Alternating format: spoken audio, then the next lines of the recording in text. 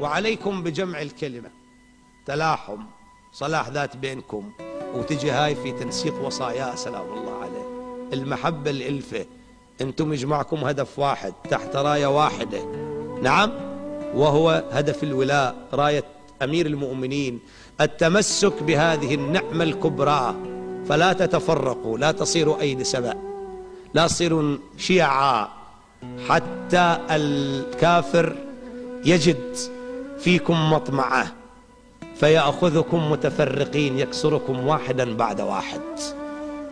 أبدا لا تقولوا كذا وكذا وتضعوا شبهات واتهامات وعلامات استفهام.